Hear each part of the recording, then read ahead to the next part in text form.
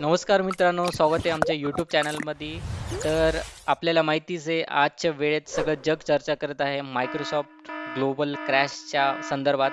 तर काही लोकांना खूप आनंद वाटत असन, काहींना खूप दुःख झालेलं आहे.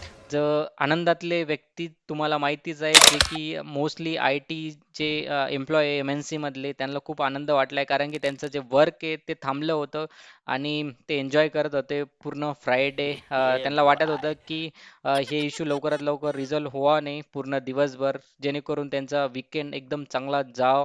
तर खूप सारे मीम्स बी आले, ट्विटर बी केले की लवकरात लवकर नाही झालं पाहिजे इश्यू रिझॉल्व्ह. आणि हे मित्रांनो पूर्ण वर्ल्ड वाईड इश्यू होतं.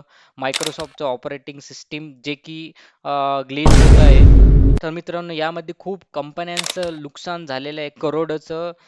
जे की त्यामध्ये एअरलाईन, आय-टी कंपन्या, काही फॅक्टरीज, त्यांना खूप करोडचा जो नुकसान त्यांना फेस झालेला आहे.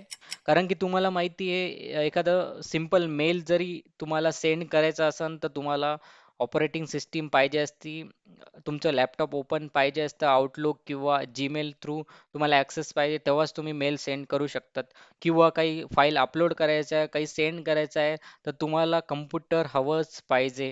तर मोस्टली मित्रांनो, हे तुम्हाला एक मनात एक गोष्ट आलीच असन, विचार केलाच असन तुम्ही, मायक्रोसॉफ्टची एवढी निर्भरता कसं काय आहे पूर्ण वर्ल्डमध्ये. तर तुम्हाला सांगू इच्छितो, 75% जे ऑपरेटिंग सिस्टीम हे जगामध्ये लोक मायक्रोसॉफ्टचं यूज करत आहे.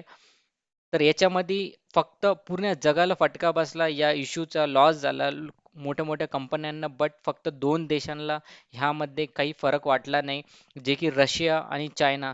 त्याचं कारण एकच आहे की त्यांनी काही वर्षा अगोदर त्यांनी स्वतःचं त्यांचं ऑपरेटिंग सिस्टीम तयार केलं होतं लोकल साठी. जसं की आत्मनिर्भर भारत आहे, तसं त्यांनी त्यांच्या देशात लागू केलं होतं की ऑपरेटिंग सिस्टीम आम्ही परदेशी देशांचं वापरणार नाही.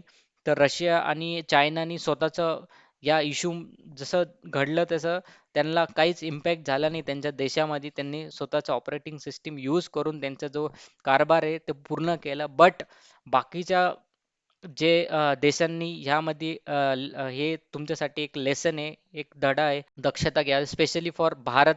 भारतामध्ये असं कोणचे ऑपरेटिंग सिस्टीम क्रिएट केलेली नाही. तुमची अशी इच्छा आहे तर भारतामध्ये पण एक ऑपरेटिंग सिस्टीम तयार झालं पाहिजे आणि आणि भारताच्या लोकांनी ते यूज केलं पाहिजे. जस्ट एक्झाम्पल घ्या, मायक्रोसॉफ्टचं सगळं डेटाबेस वगैरे अमेरिकेत आहे. इन केस काही भूकंप आला, काही इश्यू झाला, पूर्ण त्यांचं उडालं, तर पूर्ण जगाला त्याचा लॉस होऊ शकतो, इम्पॅक्ट होऊ शकतो. तर याची दक्षता घेऊन, हे एक एक्झाम्पल घेऊन भारताने स्वतःचं ऑपरेटिंग सिस्टीम क्रिएट केलं पाहिजे आणि लोकांपर्यंत पोहोचवलं पाहिजे आणि लोकांनी पण यूज केलं पाहिजे. तर भारतामध्ये खूप सारे जे दिग्गज बिझनेसमॅन आहे, त्यांना एक बेस्ट अपॉर्च्युनिटी आहे, बेस्ट इनोव्हेशन आहे की आपलं स्वतःचं ऑपरेटिंग सिस्टीम बनावं. जसं की रिलायन्स, टाटा, इन्फोसिस हे बनवू शकतात आणि भारताला ऑपरेटिंग सिस्टीम देऊ शकता, जेणेकरून भारताचे लोक दुसऱ्या देशावर किंवा दुसऱ्या देशाच्या कंपनीवर डिपेंड राहिलं नाही पाहिजे इमर्जन्सी केसमध्ये. तुम्हाला काय वाटतं याच्या संदर्भात? कमेंट सेक्शनमध्ये जरूर विचारा.